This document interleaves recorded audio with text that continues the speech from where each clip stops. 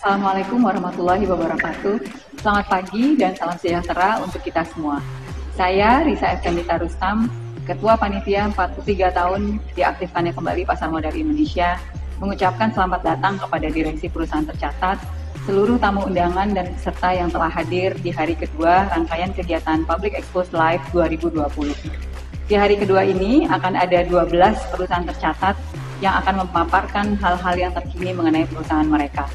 Public Expose Live 2020 ini merupakan momen yang sangat tepat bagi para investor untuk mengetahui kondisi keuangan dan rencana perusahaan tercatat ke depannya. Semoga kemudahan mengakses informasi terkini oleh masyarakat luas mengenai kinerja perusahaan tercatat dapat semakin meningkatkan kepercayaan masyarakat terhadap investasi di pasar modal Indonesia yang pada akhirnya diharapkan dapat meningkatkan likuiditas pasar dan jumlah investor. Demikian kami sampaikan. Akhir kata, saya mengucapkan selamat mengikuti acara Public Expose Live 2020. Semoga dapat menjadi tambahan informasi untuk menentukan arah investasi Bapak Ibu para investor ke depannya. Terima kasih. Wassalamualaikum warahmatullahi wabarakatuh.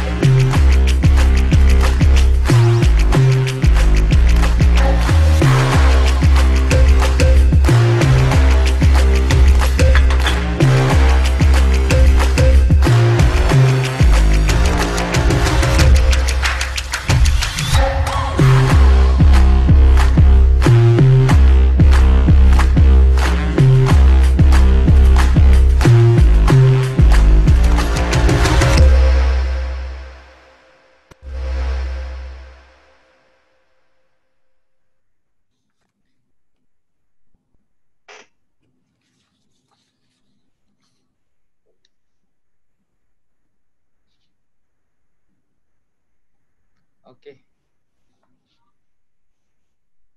Selamat siang Bapak-bapak dan Ibu-ibu semuanya. Salam sejahtera untuk kita semua. Assalamualaikum warahmatullahi wabarakatuh.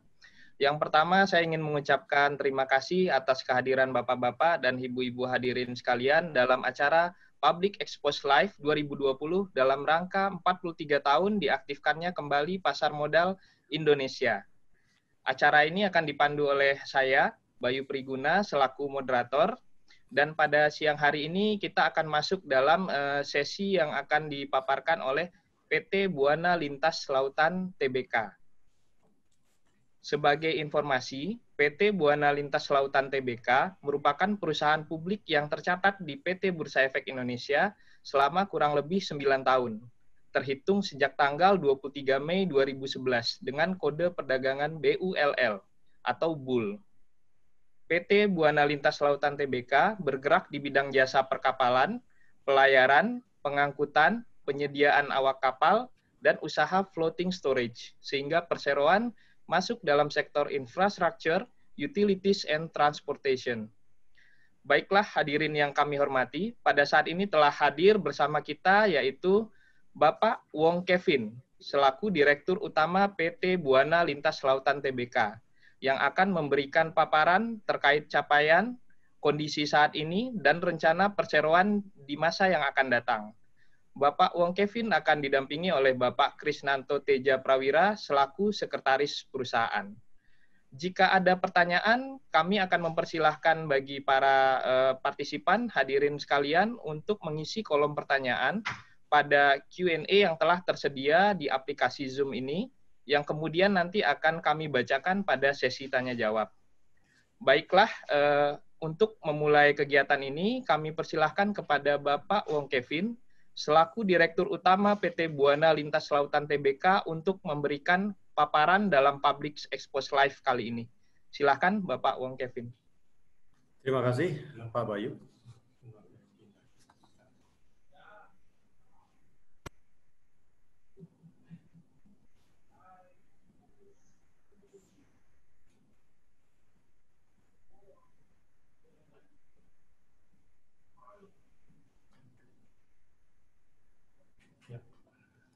Terima kasih Pak Bayu, dan selamat pagi Bapak-Bapak dan Ibu-Ibu. Kita mungkin langsung mulai saja karena waktu juga tidak banyak, dan kita mulai dengan slide berikutnya.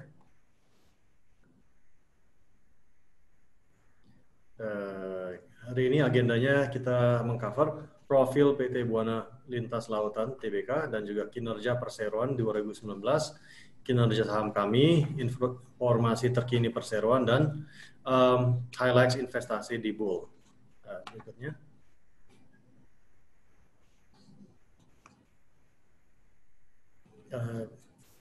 PT Bull adalah perusahaan pelayaran nasional di bidang angkutan muatan cair, terutama minyak dan gas, dan kami didirikan di tahun 2005. Dan sejak itu kami telah berkembang cukup pesat, yang dapat dilihat di slide berikutnya. Dulu Bull didirikan oleh BLTA di tahun 2005 untuk fokus pada pengangkutan migas dalam negeri. Tetapi sejak BLTA mengalami masalah keuangan, semua sahamnya di Bull dieksekusi oleh para kreditur BLTA, dan sejak 2014 BLTA tidak ada saham lagi di Bull dan tidak ada keterlibatan di Bull. Dan sejak itu Bull baru bisa mulai berkembang kembali. Dan berangsur-angsur armada Bull berkembang dari sekitar 200.000 DWT di tahun 2012, sekarang sudah menjadi 2,3 juta DWT atau 11 kali lipat, yang menjadikan Bull perusahaan pemilik kapal tanker migas terbesar di Indonesia dan juga satu-satunya yang tidak hanya dapat mengandalkan pasar Indonesia yang sangat stabil, tetapi juga dapat beroperasi secara signifikan di pasar internasional yang lebih menguntungkan. Tarif sewa luar negeri rata-rata sekitar 40% lebih tinggi daripada dalam negeri. Berikutnya. Ini dapat dilihat susunan manajemen yang mana dipimpin oleh komisaris utama kami, Bapak Halim Yusuf. Seperti dapat dilihat, manajemen kami berpengalaman beberapa dekade, bukan hanya dalam dunia usaha pelayaran, tetapi juga dalam dunia pasar modal. Ini juga penting karena memang bisnis pelayaran cukup padat modal, maka dari itu pendanaan yang tangguh diperlukan untuk menopang perkembangan armada yang besar. Berikutnya.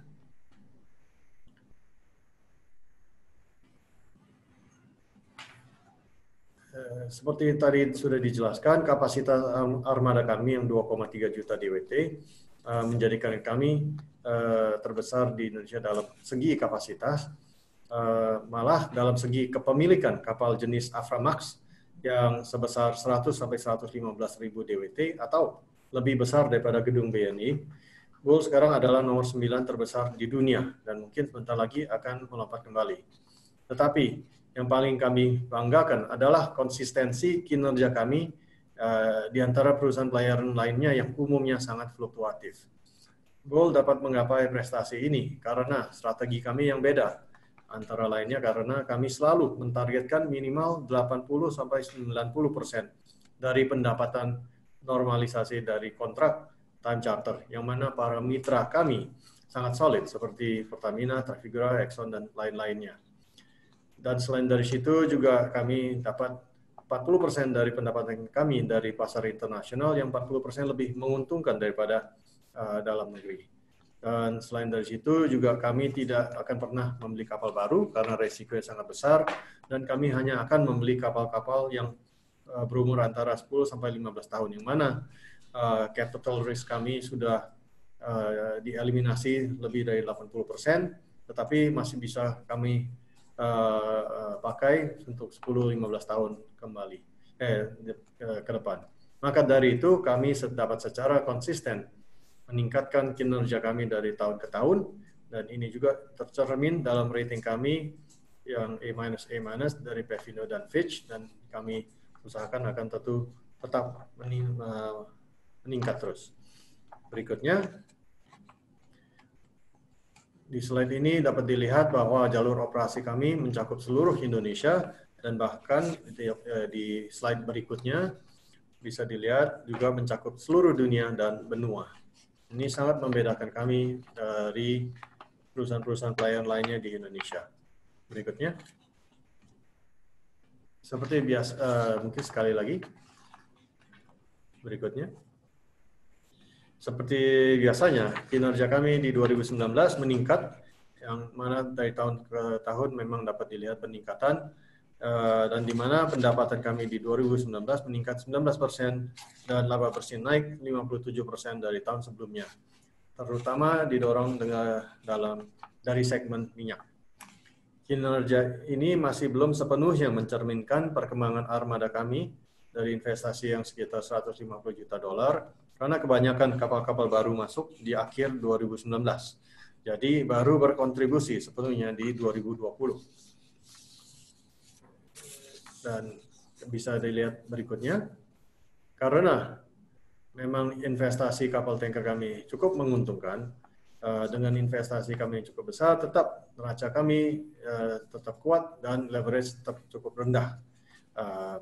Berikutnya, dan ini bisa dilihat di grafis ini, yang mana neraca kami dan juga income statement kami cukup baik. Berikutnya, lagi, strategi keuangan kami juga selalu mengantisipasi perkembangan armada ke depan. Maka dari itu, di tahun 2020, kami dapat berkembang lebih pesat lagi karena kami telah menyiapkan landasan yang kokoh dengan rights issue di tahun 2019. Beda dengan kebanyakan perusahaan lainnya, pada saat kami melakukan rights issue, harga saham baru kami selalu di atas harga pasar, yang mencerminkan keyakinan kami bahwa nilai saham bull masih undervalued. Berikutnya, maka dapat dilihat di grafis ini bahwa pergerakan saham bull cukup positif, yang mana sejak 2016 harga saham bull telah meningkat sekitar 6 kali lipat. Berikutnya, dan berikutnya. Dapat dilihat di grafis ini bahwa kami dapat mengembangkan armada kami secara konsisten, yang sekarang telah menjadi salah satu yang terbesar bukan hanya di Indonesia tetapi juga di dunia. Berikutnya, ini tercermin di kinerja kami di semester 1, yang mana pendapatan meningkat hampir 2 kali lipat dan laba bersih meningkat lebih dari 3 kali lipat daripada periode yang sama di tahun 2019. Dalam sekitar 12 bulan terakhir, kami telah berinvestasi sekitar 300 juta dolar, tetapi leverage kami masih sangat rendah, yang mana debt to EBITDA pada akhir 2020 akan hanya sekitar 2-2,5 kali lipat. Ini bukti nyata bahwa dengan strategi yang tepat, bisnis perkapalan migas cukup menguntungkan. Apalagi harus diingat, kebanyakan kapal ini belum berkontribusi sepenuhnya di semester 1, maka di semester kedua mereka akan berkontribusi secara sepenuhnya. Yang mana juga kami tetap masih melihat kesempatan untuk berkembang di semester kedua juga. Berikutnya. Karena memang kami dapat berkembang dengan konsisten dengan menerapkan strategi reservoir yang cukup unik. Yang mana kami berkonsentrasi dengan jenis usaha yang berisiko rendah, dan juga selalu mendapatkan minimal 80-90% dari pendapatan kami dari kontrak, dan juga kita tidak membeli kapal baru yang risikonya sangat tinggi. Jadi dengan kapal yang umur 10-15 tahun, risiko kami tereliminasi sekitar 80% lebih. Dan juga selalu mempertahankan rasio keuangan yang solid. Berikutnya. Dan juga ke depan pasar Indonesia maupun internasional cukup menjanjikan karena ada beberapa peraturan yang mendukung dalam negeri maupun ke luar negeri. Dalam negeri pemerintah sudah cukup mendukung dengan azas cabotage, dan juga Permen 82 yang sementara di-adjust, dan juga keharusan penggunaan minyak mentah dalam negeri juga meningkatkan permintaan dalam negeri. Berikutnya. Dan ya, di dalam pasar domestik, hubungan kami dengan Pertamina juga sudah cukup lama, sekitar 39 tahun. Dan juga kami yang banggakan adalah kami yakini armada kami adalah yang terbaik yang digunakan oleh Pertamina. Berikutnya.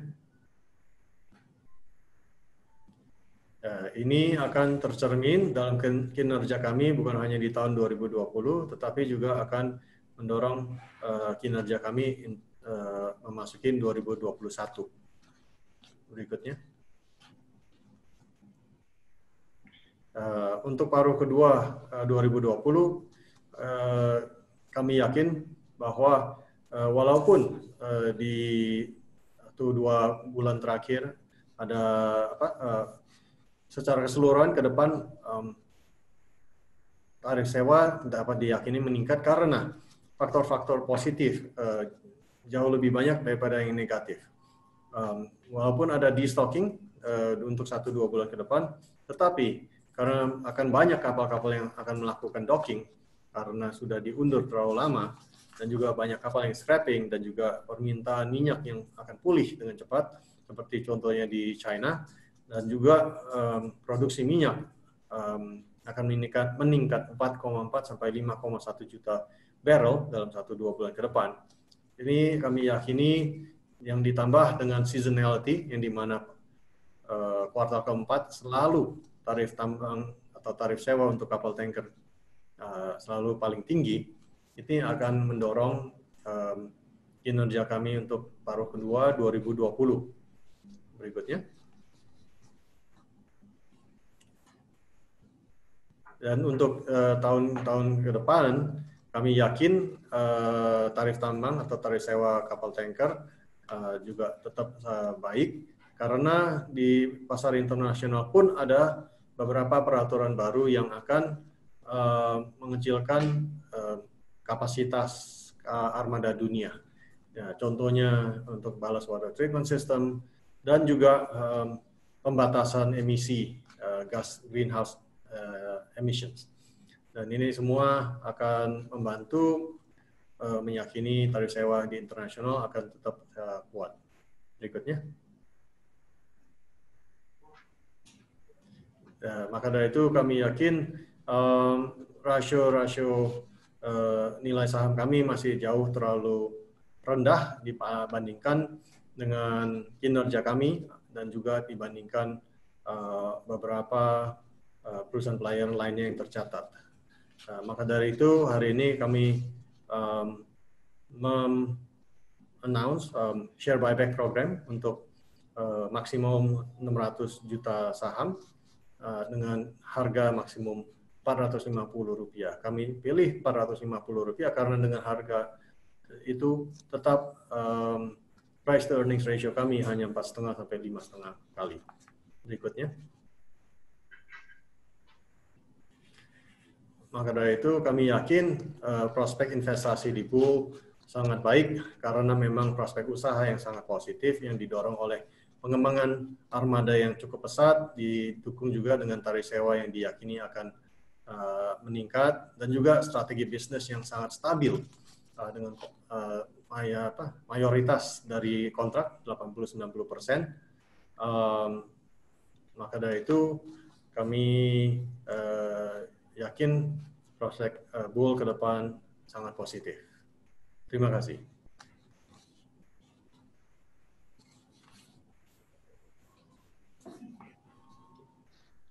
Baik, terima kasih atas pemaparan yang telah diberikan oleh Pak Kevin. Selanjutnya kita akan masuk pada sesi tanya-jawab, di mana kami telah menerima banyak sekali beberapa pertanyaan yang telah diberikan oleh hadirin sekalian. Mungkin bisa dimulai dari satu pertanyaan dulu, mungkin Pak Kevin, yaitu dari Bapak Wisnu Suwarno di sini. itu bertanya tentang apakah ada efek dari charter rate untuk bull. Dan kemudian apakah bull di masa yang akan datang akan tetap sebagian besar bekerja sama dengan Pertamina, ataukah ada rencana untuk ekspansi ke perusahaan lain selain Pertamina? Mungkin bisa dijelaskan dulu untuk satu pertanyaan, Pak Wong Kevin. Oke, ya terima kasih Pak Bayu. Ya, efek charter rate untuk bull memang tentunya ada, karena memang dari pendapatan kami sekitar 15-20% adalah dari pasar yang terekspos oleh pasar spot. Tetapi harus diingat bahwa dengan 80-85% dari pendapatan kami dari kontrak, jadi kinerja kami akan tetap sangat stabil dan lebih ke condong ke atas. Karena seperti tadi saya katakan, walaupun kuartal 2 itu tarif tambangnya memang sangat tinggi, dan memang di kuartal 3 mungkin tarif tambangnya mungkin tidak sama. Tetapi armada kami itu di kuartal ketiga cukup signifikan lebih besar daripada di kuartal 2. Maka dari itu kenapa kinerja bull bisa sangat stabil, karena tidak mengandalkan hanya satu faktor. Jadi ada dua faktor. Satu armada, kapasitas armada, dan kedua adalah tarif tambang. Yang mana seperti tadi saya katakan, dengan asumsi tarif tambang serendah-rendah pun dalam sejarah pun tetap tingkat laba bersih bull di tahun ini akan beberapa kali lipat dibandingkan dari tahun lalu. Dan dari segi mitra kami, Pertamina dari dulu dan sampai sekarang pun selalu adalah mitra kami yang paling penting. Dan itu akan tetap kita pertahankan, apalagi hubungan kami dengan Pertamina sudah sekian lama, ya, sekitar 39 tahun. Jadi ke depan kami tetap sangat mengenalkan hubungan kami dengan Pertamina, yang juga tentu akan membantu menopang bisnis kami dalam berkembang juga di luar Pertamina. Karena dengan Pertamina kami dapat memberikan tarif sewa yang sangat-sangat kompetitif, yang secara rata-rata mungkin 30% di bawah pasar internasional. Tetapi dengan landasan yang stabil itu, maka dari itu kami dapat berkembang juga di pasar internasional dan mengeruk benefit dari tarif sewa yang mungkin 40% lebih tinggi daripada dalam negeri secara rata-rata. Jadi kita selalu dalam semua strategi kami mengutamakan balance dan stability. Ya, karena itu Pertamina selalu akan kami jaga sebagai mitra kami yang paling penting. Oke, baik, terima kasih Pak Wong Kevin. Mudah-mudahan jawabannya dapat memberikan gambaran kepada Pak Wisnu tentang apakah ada efek charter rate untuk bull, dan juga apakah ada rencana ekspansi dari bull kepada perusahaan lain selain Pertamina. Nah, kemudian kita masuk ke pertanyaan kedua. Di sini ada Bapak Steven yang ingin bertanya tentang prospek bull di masa yang akan datang seperti apa. Karena memang ketika ada pandemi COVID-19, itu kinerja bull meningkat dikarenakan ada permintaan terhadap minyak yang meningkat, dan juga ada layanan storage terhadap minyak yang kita tahu sekarang banyak kapal itu berada di tengah lautan untuk menyimpan minyak hanya sebagai storage saja. Nah, jika di tahun depan COVID-19 itu sudah tidak ada lagi, pandemi ini sudah mulai berlalu, bagaimana strategi bull untuk menjaga peningkatan kinerja yang sudah dicapai ini? Mungkin bisa dijelaskan dengan Pak Wong Kevin. Ya, terima kasih atas pertanyaannya. Memang di kuartal kedua itu efek dari COVID yang sangat positif adalah justru karena ironisnya karena permintaan minyak, konsumsi minyak sangat turun, tapi karena produksi tetap cukup tinggi, maka dari itu peningkatan demand atas storage sangat tinggi. Nah, tapi memang orang fokus banget ke situ. Yang kebanyakan orang tidak sadar bahwa sebetulnya selama periode semester 1 banyak sekali efek-efek negatif yang tidak terlihat karena tertutup oleh demand oleh storage. Contohnya, kalau di mana kapal-kapal biasanya harus docking setiap 2,5 tahun, untuk paruh pertama, banyak sekali kapal yang tidak bisa docking karena galangan-galangan kapal tutup semuanya karena COVID. Maka dari itu, ke depan akan lebih banyak kapal daripada normal yang akan masuk docking, yang berarti kapasitas akan berkurang. Dan juga ingat, storage memang meningkat, tetapi demand untuk transportasi turun banget selama kuartal kedua. Yang di mana ke depan, seperti tadi saya katakan, China saja demand sudah rebound dari yang cuma 7 juta atau berapa per hari, sekarang sudah menjadi 13 juta barrel per hari. Nah, ini pun juga akan terjadi di ekonomi lainnya dengan seiring perkembangan COVID yang akan meredah. Dan juga dari produksi minyak yang tadinya drop sampai 11 juta barel per hari, hanya dari OPEC Plus, ini pun juga sudah meningkat. Dalam 1-2 bulan ini sekitar 4-5 juta barel per hari. Contohnya juga yang tadi yang Libya tidak produksi, sekarang mulai produksi lagi. Jadi secara keseluruhan, walaupun memang demand dari storage akan mulai turun, dan juga sudah mulai turun dari Mei sebetulnya, dan jadi efek ini sudah hampir selesai, tetapi efek-efek positif ke depan masih lebih banyak. Belum lagi bahwa armada kami juga akan jauh lebih besar.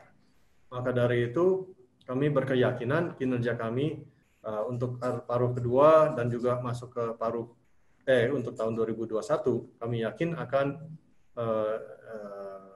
lebih baik. Yang tadi saya katakan, dengan kalau dengan harga saham ini sekarang PI kita baru 2,5-3,5 kali, itu 3,5 kali itu sudah dengan asumsi tarif tambang yang terendah dalam sejarah. Jadi maka dari itu kami bisa yakin bahwa nilai saham kami ini tidak layak undervalue-nya. Terima kasih. Terima kasih Pak Wong Kevin. Kita sudah dapat pemaparan untuk pertanyaan dari Pak Steven. Untuk pertanyaan selanjutnya dari Pak Muhammad Muflih Alfian. Nah, di sini Pak Muflih ini ingin bertanya tentang apakah Bull di masa yang akan datang itu akan ada penambahan armada kapal yang signifikan, dan kemudian apakah penambahan armada tersebut akan berdampak langsung kepada keuangan perusahaan, khususnya untuk pendapatan atau nantinya laba bersih yang akan didapatkan oleh Bull. Mungkin bisa dijelaskan oleh Pak Wong Kevin. Ya, terima kasih atas pertanyaan Pak Muhammad. Ya, seperti tadi saya katakan, strategi kami selalu bertumpu dengan keseimbangan. Maka dari itu, selain bahwa kita yakin bahwa tarif sewa akan berkontribusi dalam kinerja Bull, tetapi juga kami berusaha untuk mengembangkan armada, karena inilah yang dapat kami kendali sepenuhnya. Dan itu dapat kami lakukan dengan tetap memelihara neraca yang kuat. Dan kembali tadi saya katakan, dengan pengalaman pendanaan manajemen kami, itulah yang dapat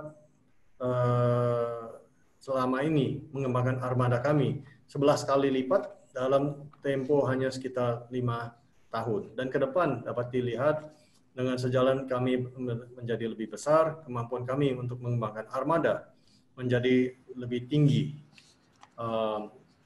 Dan karena itu, kenapa kami melihat penambahan armada sangat signifikan? Karena selain dari sangat menguntungkan, tetapi juga sangat resiko rendah dengan strategi yang kami terapkan. Karena bisa dilihat, kalau kita membeli kapal sekarang, kami bisa break even atau remove all value at risk dalam kurang dari 2 tahun.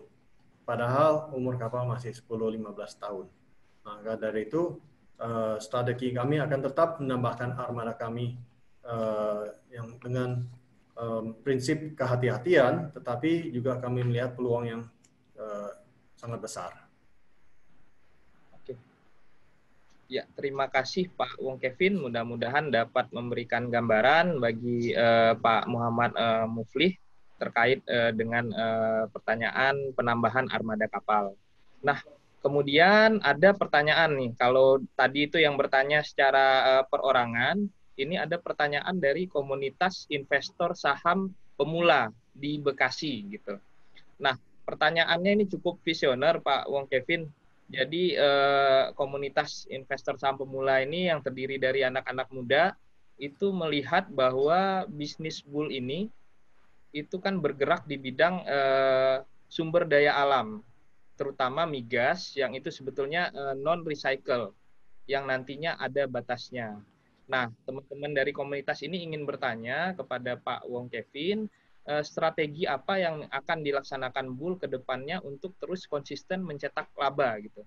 Apakah ada alternatif nantinya selain migas gitu? Apakah bull akan meluaskan cakupannya dan tidak hanya tergantung dari migas yang mana kita tahu bahwa itu adalah sumber daya alam yang non-recycle. Nah, mungkin itu dulu bisa dijawab oleh Pak Wong Kevin. Ya, terima kasih Pak atas pertanyaannya. Ya, memang sektor bisnis bull ada pengangkutan migas yang ya memang sumber daya alam yang non-recyclable gitu. Tetapi karena memang ini yang sesuatu landasan utama dari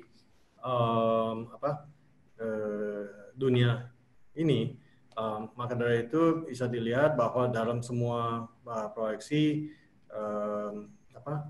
permintaan atas sumber daya alam ini akan tetap meningkat, apalagi untuk 2021 tentunya meningkat jauh lebih tinggi daripada 2020. Nah, tapi selain dari situ, itulah makanya kami juga selalu menerapkan strategi yang berimbang. Ya, itu adalah dengan menekankan bahwa selalu 80-90% dari pendapatan kami akan dari kontrak, dan juga kita tidak akan membeli kapal baru yang karena akan memerlukan waktu mungkin 7, 8, 9 tahun untuk bisa mendapat kembali modalnya. Padahal kalau dengan kapal yang tahun 10-15 tahun, kami dapat mendapat kembali modal kami dalam tempo kurang 2 tahun. Maka dari itu kita tidak akan terekspos secara jangka panjang untuk resiko-resiko ini. Terima kasih. Ya, terima kasih Pak Wong Kevin. Mudah-mudahan dapat memberikan gambaran kepada teman-teman komunitas investor saham pemula terkait pertanyaan tadi ya tentang apakah bisnis bull yang saat ini terkait dengan sumber daya alam yang non-recycle, apakah ke depan akan ada suatu pengembangan dari bull itu sendiri. Nah, kemudian pertanyaan berikutnya dari Pak Emil Indra Cahya di sini. Pak Emil ingin bertanya tentang, ini terkait lagi nih, jadi kalau kita bicara tentang bull, kita tidak bisa lepas dari Pertamina, selaku salah satu mitra utama dari bull. Nah, kita tahu pada semester pertama 2020, Pertamina itu kan mencatat kerugian yang cukup dalam gitu. Nah, ini apakah untuk masa yang akan datang, apakah Pertamina itu meminta suatu penyesuaian atau penurunan tarif sewa dari kapal-kapal perseroan yang dikelola oleh bull gitu? Dan apakah nantinya ke depan apabila bull itu melakukan penyesuaian sewa terhadap Pertamina, apakah itu akan berpengaruh terhadap keuangan perusahaan? Nah, mungkin bisa dijawab oleh Pak Wong Kevin. Ya, terima kasih Pak. Tentu Pertamina ada mengalami kerugian di semester pertama, tetapi itu juga karena memang pergerakan harga minyak yang sangat drastis gitu ya. Nah, yang mana Pertamina sebagai perusahaan yang raksasa sebetulnya dari segi cost component, biaya untuk pengangkutan hanya sekitar 2-3% dari seluruh biaya Pertamina. Maka dari itu sebetulnya kami bukannya kontributor dari kerugian Pertamina itu. Malah boleh dibilang kami cukup mendukung Pertamina secara industri pelayaran, di mana tarif sewa untuk kapal-kapal Pertamina, contoh yang Aframax, ya seperti tadi saya katakan, secara rata-rata 40% di bawah dari 30% di bawah internasional. Dan juga maka dari itu karena memang kontrak juga fixed rate, kami berkeyakinan tidak akan berdampak. Tetapi tadi ada satu pertanyaan yang sebetulnya cukup baik, yang mungkin saya bisa jelaskan karena cukup sering ada yang menanyakan, adalah dari Bapak Ahmad Nurul Huda. Ada kekhawatiran dari beberapa investor mengenai latar belakang Bull yang sebelumnya anak perusahaan BLTA, dan bagaimana bisa investor diyakinkan bahwa ini meyakinkan investor untuk membeli saham Bull. Pertama-tama, memang dulu Bull didirikan oleh BLTA, gitu. Tetapi pada saat BLTA mengalami masalah, Bull yang sahamnya pada saat itu semua dipegang kreditur, dieksekusi, makanya terpaksa terlepas semua. Dan sejak 2014 tidak ada saham lagi di Bull ataupun keterlibatan sama sekali. Dan juga yang paling penting untuk melihat perbedaan antara Bull dengan BLTA adalah dilihat dari strategi yang sangat beda. Kalau BLTA dulu adalah fokus ke bisnis cairan kimia internasional dan tidak ada time charter kontrak, Bull selalu berfokus ke dalam angkutan energi yang terutama minyak dan gas, dan juga berfokus dengan 80-90% dari pendapatan dari kontrak. Jadi memang bisnis strateginya BLTA dulu dan Bull sekarang sangat beda. Dan maka dari itu saya yakin dengan PE sekarang yang hanya 2,5-3,5 kali lipat dibandingkan kinerja yang sangat konsisten bertahun-tahun dan juga accelerating, kami yakin bahwa saham Bull masih cukup undervalued. Terima kasih. Ya, terima kasih Pak Wong Kevin. Ini Pak Emil bisa mendapatkan bonus nih. Jadi ada pertanyaan juga terkait yang pasti investor tadi banyak juga yang bertanya tentang bagaimana penjelasan dari Bull terhadap kaitan antara Bull dengan BLTA. Ini masih ada kaitannya atau enggak? Nah, itu sudah dijelaskan oleh Pak Wong Kevin bahwa memang Bull ini adalah entitas tersendiri yang juga secara operasional itu berbeda pangsa pasarnya dari BLTA dahulu. Nah, kemudian ada pertanyaan yang cukup menarik juga nih, masih menyambung dari pertanyaan tadi. Ini dari Mas Seno Budi Harto. Mungkin Pak Kevin bisa menggambarkan di tengah dunia pelayaran di Indonesia ini kan kita tahu ada beberapa saingan lain dari Bull. Nah, itu bagaimana kira-kira Pak Kevin menggambarkan positioning Bull di antara perusahaan pelayaran lain dan juga sebetulnya seberapa pede dan seberapa besar market share yang ingin dicapai oleh Bull untuk masa yang akan datang. Bisa. Terima kasih Pak atas pertanyaannya. Kalau kita lihat peta persaingan dalam negeri untuk pengangkutan migas, memang prosesnya kan memang terutama paling besar pangsa pasar adalah dari Pertamina, tapi selain dari situ adalah dari K3S. Dan semua ini dilakukan dengan secara transparan melalui open tenders dan juga malah electronic tenders gitu. Jadi semua dapat berpartisipasi dan bersaing dengan terbuka. Nah, yang kami andalkan untuk dapat bersaing dengan perusahaan-perusahaan lainnya adalah dengan menitik beratkan number one adalah reliability dari kapal-kapal kami dari segi safety dan quality. Maka dari itu kami dapat bisa beroperasi di dunia internasional dan mendapat kontrak-kontrak dari oil majors yang menuntut tingkat safety dan quality yang sangat tinggi. Maka dari itu kapal kami secara utilisasi mungkin lebih dari 95% secara rata-ratanya yang dibanding dengan mungkin perusahaan lain yang tidak sama tingkatnya. Dan selain dari situ, yang kami selalu juga titik beratkan adalah menekan biaya operasi kami agar kami tetap dan selalu memberikan tarif sewa yang paling kompetitif. Maka dari itu, yang seperti tadi saya katakan, tarif tambang dalam negeri sebetulnya jauh di bawah rata-rata internasional, mungkin sekitar 30%. Maka dari itu kami yakin dan juga dengan menjaga bahwa kami selalu perform under our contracts, kami dapat melanjutkan hubungan kemitraan kami dengan Pertamina maupun K3S ke depannya. Terima kasih. Oke, ya. Terima kasih Pak Wong Kevin atas penjelasannya. Semoga memberikan gambaran bagi Mas Seno dan juga investor lain yang ingin tahu sebetulnya positioning Bull di dunia pelayaran di Indonesia itu pada saat ini seperti apa, dan juga ke depannya Bull ingin menargetkan market share-nya seperti apa. Nah, kemudian jika tadi kita pertanyaan tentang operasional perusahaan, nah ini pertanyaan berikutnya dari Pak Erwin Atmaja. Ini agak teknis sedikit nih Pak Wong Kevin. Jadi tentang strategi hutang Bull di sini. Nah, bagaimana Bull itu membentuk suatu strategi hutangnya gitu. Bagaimana Bull menjaga hutangnya, kemudian tingkat bunga berapa yang bisa diambil oleh Bull gitu dalam memutuskan untuk mulai mengambil suatu hutang gitu.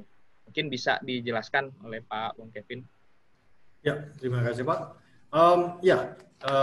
Tingkat hutang kami adalah sesuatu yang kami sangat fokuskan, karena itu yang salah satu dari faktor utama yang kami jaga untuk menekan tingkat risiko kami.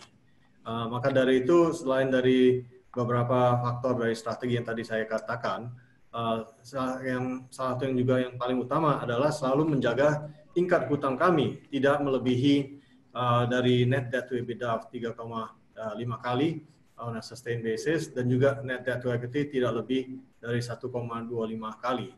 Maka dari itu kita selalu menganut perkembangan yang seimbang, yang dimana kita hanya menambah kapal kalau kami dapat menekan tingkat leverage kami seperti tadi yang saya katakan. Nah, ini juga kami pelihara dengan juga tidak membeli kapal-kapal baru yang sangat mahal, yang dimana juga akan meningkatkan risiko kami. Yang dimana dengan membeli kapal-kapal yang berumur 10-15 tahun, maka dari itu kami dapat selalu menekan net debt to EBITDA kami, walaupun kami berkembang dengan pesat, selalu di bawah 3,5 kali. Ini yang sangat unik dalam bisnis pelayaran, yang dimana maka dari itu hasil kinerja keuangan kami cukup konsisten membaik. Nah, dari segi bunga, terus terang masih ada homework untuk kami bisa memperbaiki itu dan menekan biaya, dan itu seiring dengan peningkatan rating kami berkeyakinan akan dapat juga kami tekan. Terima kasih. Oke, terima kasih. Mungkin yang sedikit saya tambahkan, sebetulnya mungkin kalau dilihat Bull bisa berkembang begitu pesat dan juga mendapat dukungan dari berbagai pendana, itu sebetulnya seperti outlier, karena kebanyakan perusahaan layaran sangat susah mendapat pendanaan. Jadi ini suatu competitive advantage kami, di mana kami selalu bisa mendapat pendanaan untuk mendukung perkembangan armada kami. Dan itu juga karena kembali strategi kami selalu menjaga keseimbangan dan diversifikasi. Maka dari itu kita juga bukan hanya mendapat pendanaan dari dalam negeri, tetapi juga dari berbagai pendana dari luar negeri. Contohnya dari Taiwan, dari Jepang, dari Amerika maupun dari Inggris. Dan inilah salah satu nilai kompetitif kami yang terunggul. Terima kasih. Ya, ini mungkin pertanyaan terakhir Pak Wong Kevin. Ini kita tahu bahwa Bull itu hampir separuh dari proporsi saham itu dimiliki oleh publik atau dimiliki oleh masyarakat. Nah, ke depannya apakah perseroan sendiri ada agenda untuk melakukan buyback terhadap saham tersebut, sebagian saham tersebut, dan apabila melakukan buyback itu mungkin sumber pendanaannya dari mana dan seberapa besar buyback itu akan dilakukan gitu. Mungkin bisa dijelaskan Pak Wong Kevin. Iya.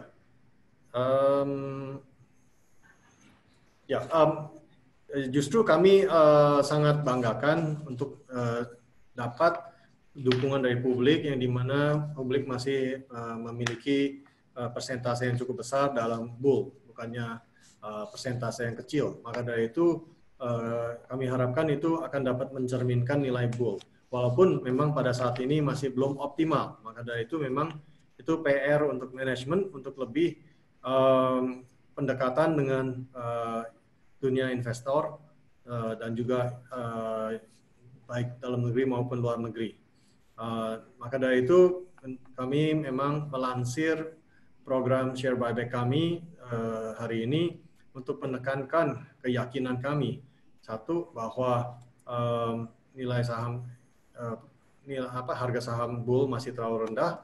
Tapi selain dari situ juga menekankan bahwa itu mencerminkan kekuatan keuangan bull yang dimana dapat membuyback sampai maksimum 270 miliar secara nilai tanpa ada efek ke kemampuan bull untuk berkembang sama sekali. Maka dari itu dan juga dengan beberapa langkah-langkah yang akan kami jalankan, kami yakin kinerja bull akan tercermin di kinerja harga saham bull. Terima kasih. Ya, baik, terima kasih Pak Wong Kevin. Mungkin sebagai penutup terhadap partisipan, hadirin yang sudah hadir, apa kira-kira pesan Pak Kevin terhadap investor, terutama yang sudah dan akan membeli saham bull? Ya, kalau saya lihat yang paling penting dalam segala hal, ya seperti yang kami lakukan dalam bull dari segi strategi, operasional dan sebagainya. Ya, paling baik adalah melihat bull secara keseluruhannya. Memang ada titik-titik yang kami tetap harus bisa perbaiki. Sebagai contohnya adalah pendekatan dengan pasar modal dan investor. Tetapi yang kami harapkan jangan terlewatkan juga adalah kinerja yang kami telah build dari beberapa tahun ini terakhir dan yang kami yakini akan dapat kami tunjang untuk beberapa tahun ke depan, dan dengan itu bisa mengukur sendiri di mana bahwa nilai bull sebetulnya yang lebih layak di tingkat berapa. Apalagi kalau dilihat dari berbagai segi penilaian, contohnya price to earnings ratio ataupun EV/EBITDA, kami masih jauh di bawah perusahaan-perusahaan yang lain. Padahal kinerja kami boleh dikatakan adalah yang terbaik dan terkonsisten. Sekian Pak, dan terima kasih atas kesempatannya untuk berdialog langsung dengan para investor kami. Terima kasih. Terima kasih Pak Wong Kevin ya. Jadi kalau bisa kita rangkum tadi Pak Wong Kevin ini adalah bahwa jangan takut para investor bull, bahwa memang pada saat ini dengan kinerja yang cukup baik, bull itu harganya sebetulnya masih under value gitu. Mungkin itu pesan yang bisa kita tangkap. Jadi jangan takut untuk berinvestasi di saham bull. Nah, hadirin yang kami hormati, demikian telah kita simak paparan publik dari Bapak Wong Kevin selaku Direktur Utama dari PT Buana Lintas Lautan Tbk dengan kode saham bull BULL. Nah, mari kita berikan apresiasi dan aplaus terhadap pemaparan tersebut. Nah, selanjutnya untuk hadirin yang telah berkenan hadir pada acara kali ini, itu akan berkesempatan untuk mendapatkan door prize dengan mengisi kuesioner yang telah disediakan oleh panitia. Nah, kami harapkan agar para hadirin yang hadir, agar untuk kami dapat meningkatkan layanan dan kualitas acara di masa yang akan datang, untuk berkenan mengisi kuesioner tersebut yang selanjutnya akan kami undi. Nah, kemudian atas nama penyelenggara kami ucapkan terima kasih kepada Pak Wong Kevin selaku Direktur Utama PT Buana Lintas Lautan Tbk yang telah memberikan paparan kepada kami dan juga para investor maupun calon investor lengkap sekali. Kita bisa dapat suatu gambaran yang utuh tentang bagaimana kondisi bull pada saat ini dan juga rencana ke depannya seperti apa. Selanjutnya saya ucapkan terima kasih juga kepada Pak Krisnanto Teja Prawira sebagai sekretaris perusahaan telah mendampingi Pak Wong Kevin di sini dari perwakilan PT Buana Lintas Lautan TBK dan juga kepada panitia dari Public Expose Live 2020. Nah, selanjutnya kita doakan agar pasar modal Indonesia maju terus pasar modal Indonesia, dan sampai jumpa pada acara Public Expose Live yang akan datang. Ya, terima kasih. Selamat siang. Saya kembalikan kepada panitia Public Expose Live.